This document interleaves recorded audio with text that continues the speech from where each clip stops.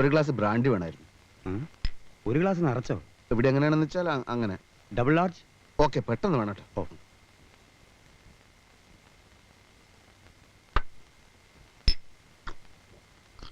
Soda വേണ്ടേ? വേണോ സാറേ? കൂമ്പ് കരിഞ്ഞു പോവും.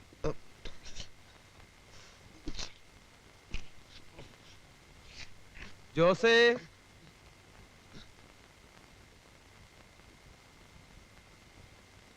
ദിനേശ, താൻ ഇവിടെ? എന്തൊരു മായാജാലം! അയ്യോ, കള്ള, കുടിയില്ല, വലിയില്ല എന്നൊക്കെ പറഞ്ഞിട്ട്. അതെ, എന്റെ ഭാര്യക്ക് മദ്യപിക്കുന്നവരോട് ഭയങ്കര ബഹുമാന. അപ്പൊ നമ്മളും വിട്ടുകൊടുക്കാൻ പാടില്ലല്ലോ. അത് കൊള്ളാമല്ലോ. അപ്പൊ തന്റെ ഭാര്യ വളരെ മോഡേൺ ഔട്ട്ലുക്ക് ഉള്ള പാർട്ടിയാണല്ലോ. എനിക്ക് സന്തോഷായി. ഇനി എല്ലാ ദിവസവും നമുക്ക് ഒരുമിച്ചിരുന്ന് കുടിക്കാലോ. അപ്പൊ എന്ന് മുതലായി പരിപാടി തുടങ്ങിയത്?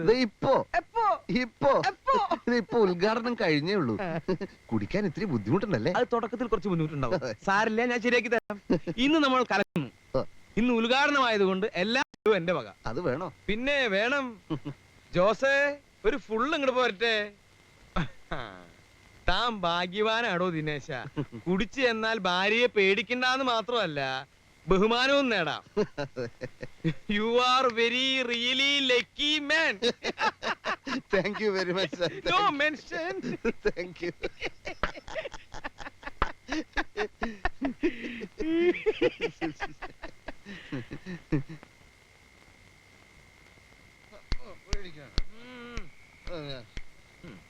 സ്ത്രീകൾ എന്നെ ഇഷ്ടപ്പെടില്ലേ സാർ? പിന്നെ ഞാൻ സുന്ദരനല്ലേ സാർ? സാറ് പറയണം. ദിനേശ, ഞാൻ കണ്ടിട്ടുള്ളതിൽ വെച്ച് ഏറ്റവും വലിയ സുന്ദരൻ നീയാണോ ദിനേശ?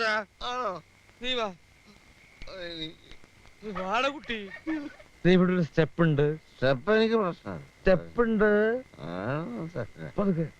ശബ്ദം ഉണ്ടാകും. ദിനേശ, എന്താ സാറേ? നിന്നെയാണടാ വാല് തുറക്കാൻ. മര്യാദക്ക് വാല് തുറക്കാൻ. ചവിട്ടി പൊളിച്ചേക്ക് സാറേ. ചവിട്ടി പൊളിക്കട്ടെ.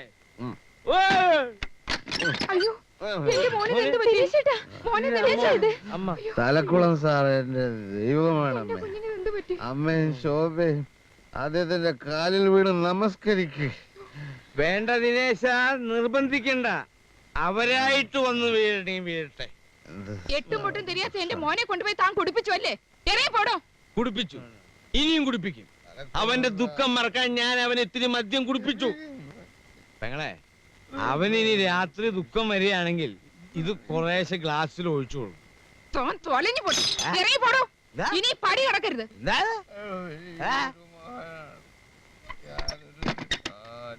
ദിനേശ, ഗുഡ് നൈറ്റ്.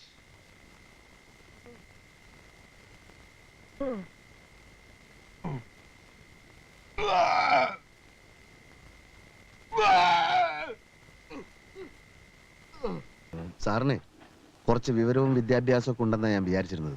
വിശ്വാസവഞ്ചന കാണിക്കരുത്. നമ്മൾ തമ്മിൽ പല പല രഹസ്യങ്ങളും കൈമാറിയിട്ടുണ്ട്. അതൊക്കെ ഈ വർക്കേഴ്സിന്റെ മുമ്പിൽ വിളമ്പി എന്റെ റെസ്പെക്ട് കളയരുത്. മനസ്സിലായില്ല? നമ്മൾ ഇന്നലെ കുടിച്ച കാര്യം ആ സഹദേവൻ അറിഞ്ഞല്ലോ. ഏയ്, ഞാൻ പറഞ്ഞതല്ല. ബാറിൽ വെച്ച് ഒരുപാട് പേര് കണ്ടതല്ലേ? കൈ കഴുകാൻ വെള്ളം വെച്ച സിമെന്റ് തൊട്ടില് താൻ മൂത്രം ഒഴിച്ചത് ആ ഏരിയ മുൻപാട്ടാ. അങ്ങനെ ഒരു സംഭവം ഉണ്ടായി. അങ്ങനെ ഒരു സംഭവം ഉണ്ടായി. അതൊന്നും കുഴപ്പമില്ലെന്നേ. നമ്മൾ മൈൻഡ് ചെയ്യണ്ട. ദിവസേന കുടിക്കുന്നത് ഒരു ശീലാക്കിയാ മതി. ആളുകളുടെ വായ താനടയും. ബാക്കി കാര്യം ഞാൻ ഏറ്റു. മതി മതി, ഇപ്പൊ തന്നെ ആകെ നാറി. ഒരു കാര്യം പറയാം, ഇനി അധികം പരസ്യപ്പെടുത്തണ്ട കേട്ടോ.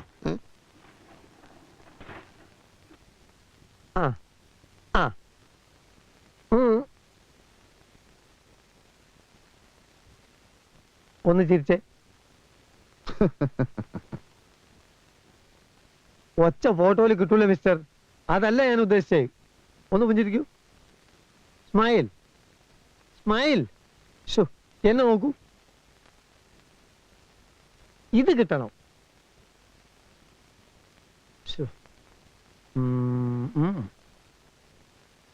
നിങ്ങൾ ആ സ്മൈലൊന്നും തീരെ ശരിയാവുന്നില്ല കേട്ടോ. വേണ്ട, തൊടണ്ട, പറഞ്ഞാ മതി. നിങ്ങള് ഭാര്യന്റെ അത്ര ഉയരല്ല, അതാണ് പ്രശ്നം. അത് ഞാൻ കുനിഞ്ഞു നിന്നിട്ടാ. ഒരു കാര്യം ചെയ്യാം, ഞാൻ സ്റ്റൂൾ അഡ്ജസ്റ്റ് ചെയ്യാം. അതൊന്നും വേണ്ട, നിങ്ങൾ എടുത്താ മതി. ആ പിന്നെ ഈ സ്ത്രീകളും ഫാമിലീസ് ഒക്കെ വരുന്ന ഇതുപോലുള്ള ഒരു സ്ഥലത്ത് ഇങ്ങനത്തെ ബനിയനൊക്കെ ഇട്ട് നിൽക്കുന്നത് കുറച്ച് മോശം. അത് ഇന്ത്യയിലായതുകൊണ്ട് ഇപ്പൊ ഇതൊക്കെ. ഞാൻ ദുബായിലായിരുന്ന സമയത്തെ ഓൺലി ട്രൗസേഴ്സ്. അല്ല പിന്നെ ഒരു ടൈ കെട്ടിയാൽ എങ്ങനെ ഉണ്ടാവേ? കൈ കുറച്ചുകൂടെ ഒക്കെ അത് വേണ്ട, ഈ ഫിഗറിന് ശരിയാവില്ല അല്ലേ?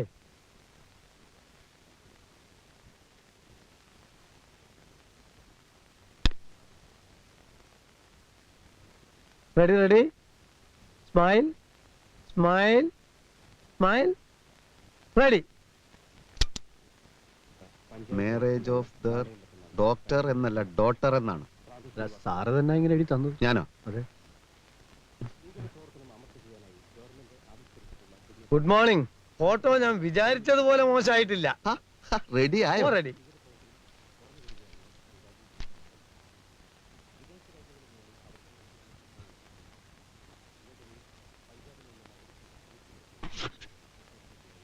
ഇതെന്താ ഇങ്ങനെ? എങ്ങനെ? അല്ല, എന്റെ മുഖം എന്താ ഇങ്ങനെ ഇരിക്കുന്നത്? അത് തന്നെയാണ് ഞാനും ചോദിക്കുന്നത്. സ്റ്റഡി സ്റ്റഡി എന്ന് 100 വട്ടം പറഞ്ഞല്ലേ, എന്തിനാ അളകാൻ പോയെ? എന്റെ മുഖം തീരെ ശരിയായിട്ടില്ല.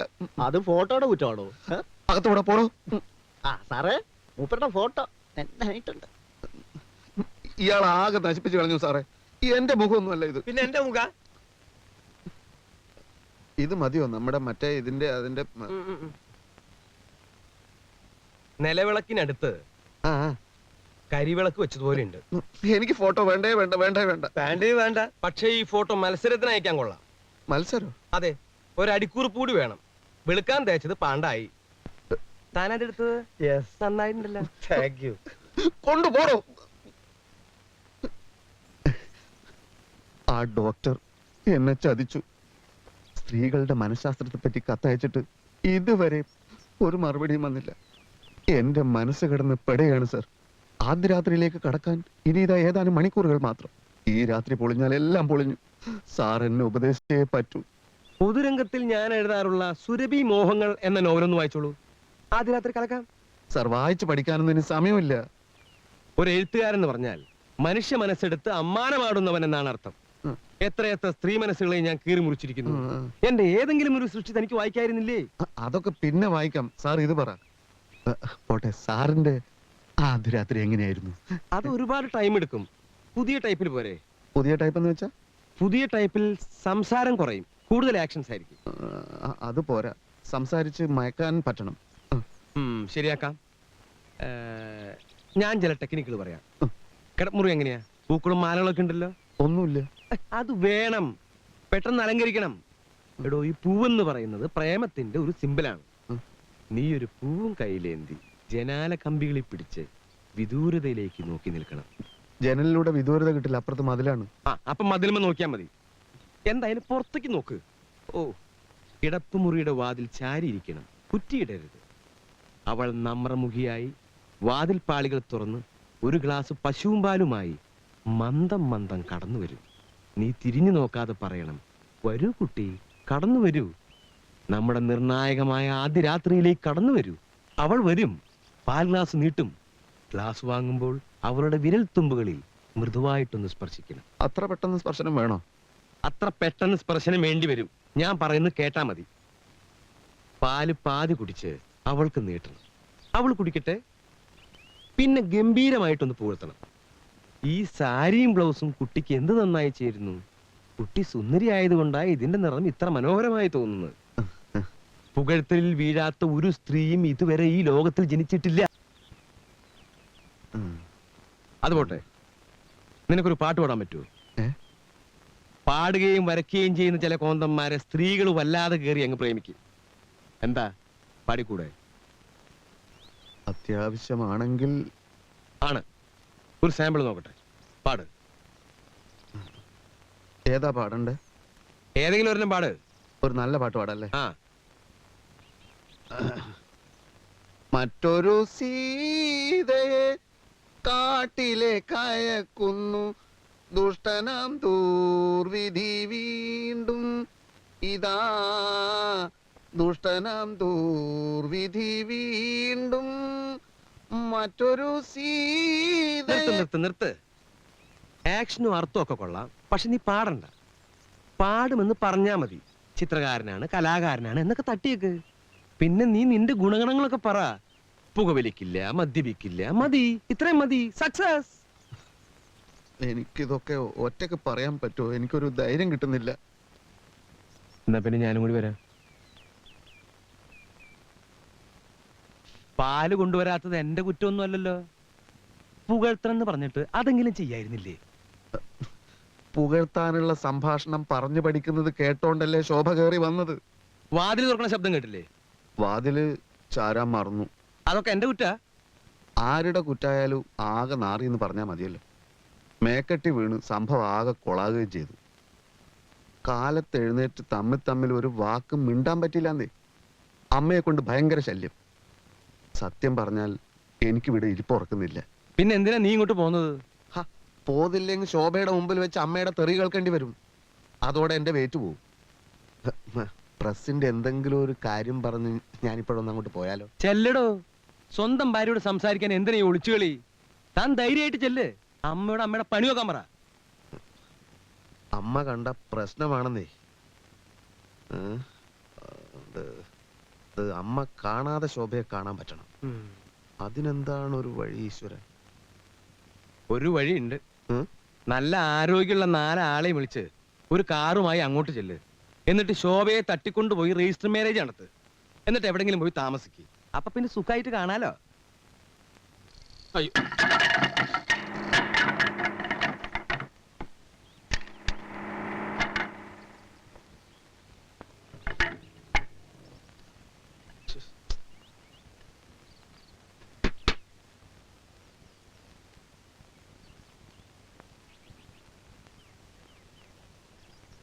സിസ്റ്റർ, ഒരു കഷ്ണം കയറി കിട്ടോ? ആ വിറകൊന്ന് കിട്ടാനാ. ആ നോക്കട്ടെ.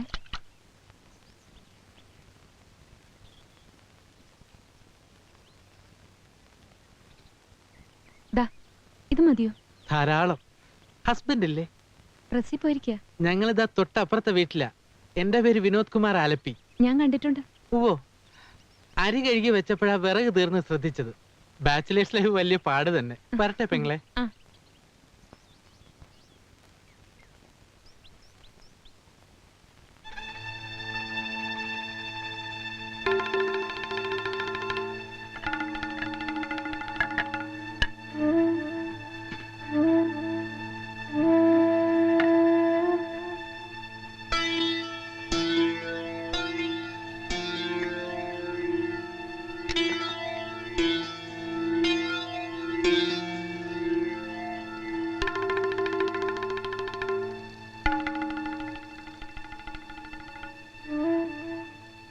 മിസ്റ്റർ, താനെന്തിനാ എന്റെ വീട്ടിൽ കയറിയത്? ഞാനില്ലാത്ത സമയം നോക്കി താനെന്തിനാ എന്റെ വീട്ടിൽ കയറിയതെന്നാ ചോദിച്ചത്. വിറക് കെട്ടാൻ ഒരു കയറ് ചോദിച്ച് കയറിയതാ. അപ്പൊ വിറക് ഇതുവരെ കെട്ടാതെയാണോ കൊണ്ടുവന്നത്? അത് പൊട്ടിപ്പോയതാണ്. ഹേ, എന്റെ വീടിന്റെ ഗേറ്റിൽ വെച്ച് തന്നെ കറക്റ്റായിട്ട് കയറ് പൊട്ടിയല്ലേ? ആ പൊട്ടി. അല്ലാതെ മനഃപൂർവ്വം ഒരു കാരണമുണ്ടാക്കി താൻ വീട്ടിൽ കയറിയതല്ല. ഇയാൾ എവിടുത്തെ ആരണടാ? ഞാൻ ഇവിടുത്തുകാരൻ തന്നെടാ. താൻ കയറ് പൊട്ടിക്കുന്നവനാണെന്നും വേലി ചാടുന്നവനാണെന്നും എനിക്ക് നേരത്തെ അറിയാമടാ. വേലി ചാടാൻ തന്റെ വീട്ടിലെന്താ നിധി ഇരിക്കുന്നോ? ഇത്തിരി സൗന്ദര്യമുള്ള പെണ്ണുങ്ങളെ കറക്കിയെടുക്കാൻ നടക്കുന്ന സാമൂഹ്യ ദ്രോഹിയല്ലടോ താൻ. എന്റെ ഭാര്യയുടെ അടുത്ത് വേല ഇറക്കിയാലുണ്ടല്ലോ. എന്ത് ചെയ്യും? പിടിച്ച് വിഴുങ്ങോ? ശരിയാ, നിന്റെ ഭാര്യയെ കറക്കെടുക്കാൻ വേണ്ടി തന്നെ ഞാൻ വീട്ടിൽ കയറിയത്.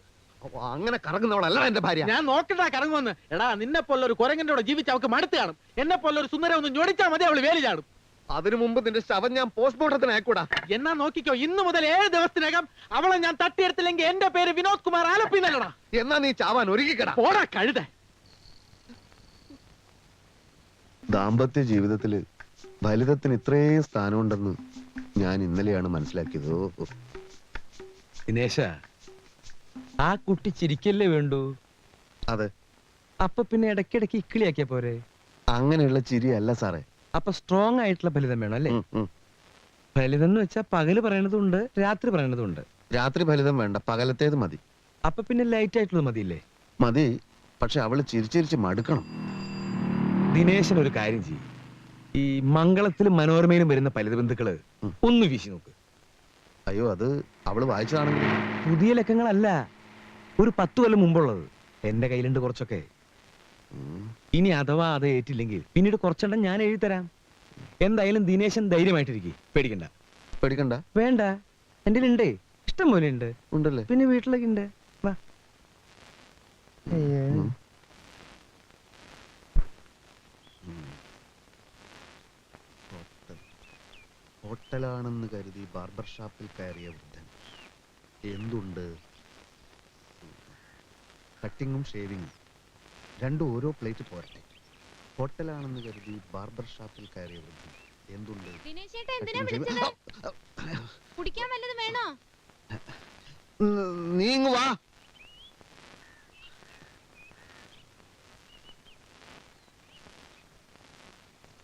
ഇതെന്തിനാ ഇവിടെ വന്നിരിക്കുന്നത്? വല്ല രഹസ്യമുണ്ടോ?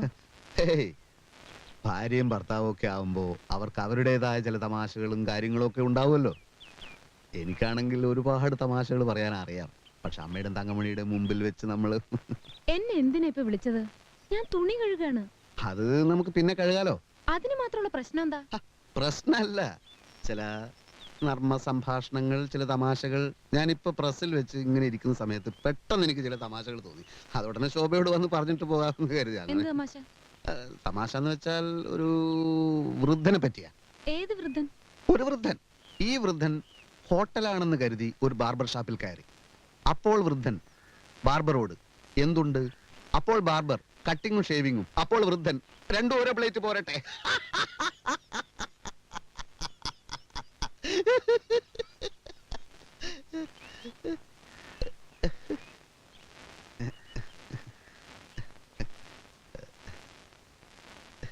ഇതെനിക്ക് ഇപ്പോ പ്രസ്സിൽ വെച്ച് തോന്നിയതാണ്. ദിനേശേട്ടൻ എന്ത് പറ്റി? ശോഭയ്ക്ക് തമാശ ശരിക്കും അങ്ങോട്ട് മനസ്സിലായില്ല അല്ലേ? എന്നാ പിന്നെ വേറൊരു തമാശ പറയാം. ഇത് എന്തായാലും ശോഭയ്ക്ക് ചിരി വരും. ഭയങ്കര തമാശ. എനിക്ക് തുണി കഴുകണം, അമ്മയ്ക്ക് ദേഷ്യം വരും. എന്ന് വെച്ചാൽ എങ്ങനെയാ? ഇതും കൂടി കേട്ടിട്ട് പോയാൽ മതി. ഇതും എനിക്കിപ്പോ പ്രസ്സിൽ വെച്ച് തോന്നിയ വേറൊരു തമാശയാണ്. പെണ്ണ് കാണാൻ വന്ന പയ്യന്റെ അച്ഛനോട് പെണ്ണിന്റെ അച്ഛൻ ടിഫിൻ കഴിച്ചു കഴിഞ്ഞിട്ട് അഭിപ്രായം പറയാമെന്നാണല്ലോ പറഞ്ഞിരുന്നത്. എന്നിട്ട് എന്താണ് പറയാത്തത്? അപ്പോൾ പയ്യന്റെ അച്ഛൻ ബജ്ജിയിൽ ഉപ്പ് പോരാ. മിണ്ടല്ലേ, പ്രകാശന. എന്ത് നല്ല ശബ്ദാന്നറിയോ? ദിനേശേട്ടൻ കാലത്ത് പോയത് മുതൽ പാട്ട് തന്നെയായിരുന്നു ഇവിടെ. നമ്മൾ പറയില്ലേ ഗാനഗന്ധർവൻ, അനുഗ്രഹീതമായ ശബ്ദം എന്നൊക്കെ. അങ്ങനെയൊക്കെ പറയാറുണ്ട്. പക്ഷെ അതൊന്നും അവന്റെ മാത്രം കഴിവൊന്നുമല്ല. അതൊക്കെ പരമ്പരാഗതമായിട്ടുള്ളതാണ്. എന്റെ അച്ഛൻ പാടുമായിരുന്നു, ഞാൻ പാടും, കുറച്ചൊക്കെ അവനും പാടും. ദിനേശേട്ടൻ ബാത്റൂമിൽ പോലും പാടുന്നത് ഞാൻ കേട്ടിട്ടില്ലല്ലോ. നീ കേൾക്കാത്ത എന്റെ കുറ്റാണ്. ചുമ്മാ പുളു അടിക്കല്ലേ.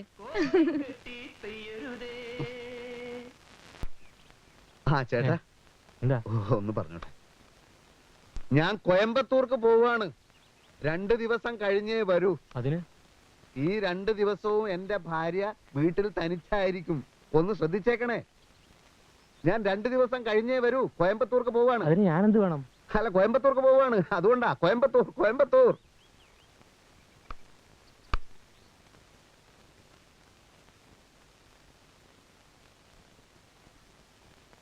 സാറ് എവിടുന്ന ഒരു പെട്ടിയൊക്കെ ആയിട്ട്? എനിക്കൊരു മുറി വേണം. മുറിയോ? സാറിന്റെ വീട് ഇവിടെ തൊട്ടടുത്തല്ലേ? അല്ല, അതാ അവിടെ ഇൻകം ടാക്സിന്റെ മറ്റു പ്രശ്നങ്ങളൊക്കെ ആയിട്ട്. അപ്പൊ വീട്ടിൽ ശരിയാവില്ല. അതെയോ? സുബേറേ, സുബേർ. 109 109 ഫസ്റ്റ് ഫ്ലോറിലാ? താഴെ. അല്ല, എനിക്ക് ഫസ്റ്റ് ഫ്ലോറിൽ ഏകദേശം മധ്യഭാഗത്തായിട്ട് ജനലിലൂടെ നോക്കിയാൽ എന്റെ വീട് കാണാൻ പറ്റുന്ന തരത്തിലുള്ള ഒരു മുറി കിട്ടിയ തിരക്കേട്. അതെന്തിനാണ് സാറേ? അത് ആ ഭാഗത്ത് നല്ല കാറ്റ് കിട്ടും. ആ, എന്നാ തെക്കറ്റത്തെ മുറി ആയിക്കോട്ടെ. അവിടെ നല്ല കാറ്റ് കിട്ടും. എനിക്ക് അത്ര കാറ്റ് ആവശ്യം വരില്ല. എന്നാ മുകളിൽ തരാ. തുറന്നു കൊടുക്കേ. പിന്നെ എന്നെ ആരെങ്കിലും അന്വേഷിച്ചാൽ എന്നെ ഇവിടെ കണ്ട കാര്യം പറയണ്ടേ?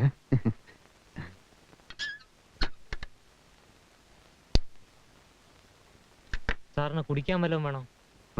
ഒന്നും പറയാറായിട്ടില്ല.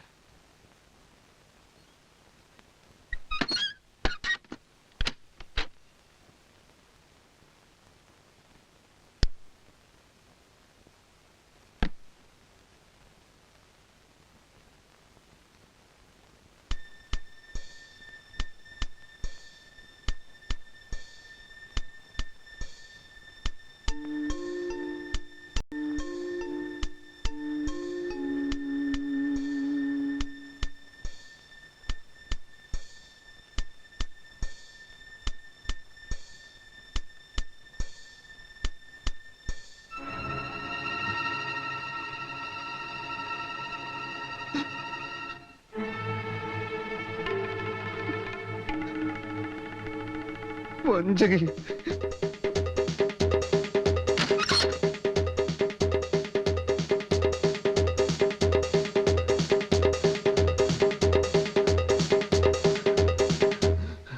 ഒരൊലക്ക കിട്ടുമോ? ഒലക്കയോ? ആ. ഒലക്ക ഉണ്ടാവില്ല കേട്ടോ, ഒരല് മതിയോ?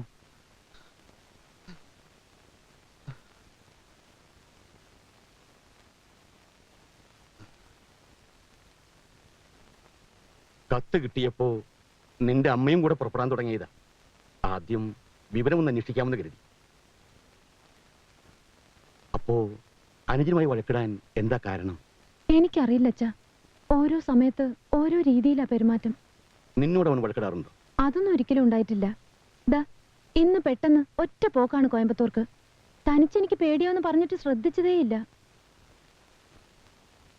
ഒരു പ്രത്യേക സ്വഭാവം, അല്ലാതെ സ്നേഹക്കുറവൊന്നുമല്ല. മനുഷ്യന്മാര് പല പല സ്വഭാവക്കാരാണല്ലോ. ഏതായാലും അവൻ വരുന്നത് വരെ നീ വീട്ടിൽ വന്ന് നിന്നോളൂ. എന്താ?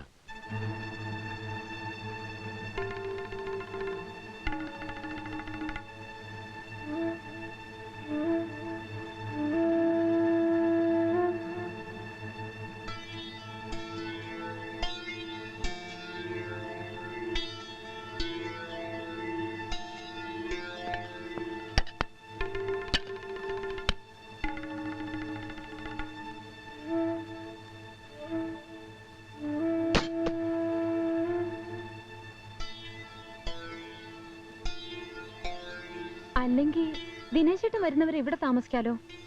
അതാ നല്ലത്. അല്ലേ വേണ്ട, ഞാൻ കൂടെ വരാം. എങ്കിലിപ്പോ തന്നെ പോവാം. ആ, നീ കൊണ്ടുപോവല്ലടാ. അച്ഛനോ?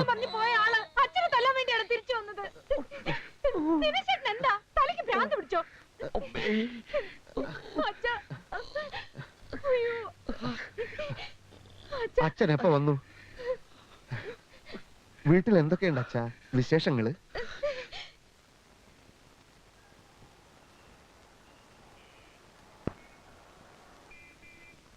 സൂക്ഷിച്ച്.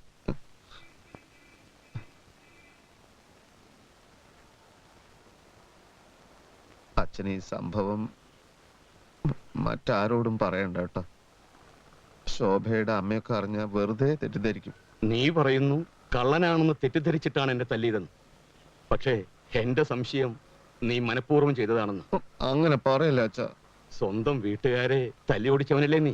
അച്ഛാ, അത് പ്രസ് കൈയടക്കാൻ വേണ്ടി പ്രകാശന തല്ലുണ്ടാക്കിയത്. എന്തായാലും കൊള്ളാം. എന്റെ മോളെ നീ കണ്ണീര് കുടിപ്പിക്കരുത്. ഇല്ല അച്ഛാ, ശോഭയെ ഞാൻ പൊന്നുപോലെ നോക്കും. ഇതൊന്നും അമ്മയോട് പറയണ്ട കേട്ടോ.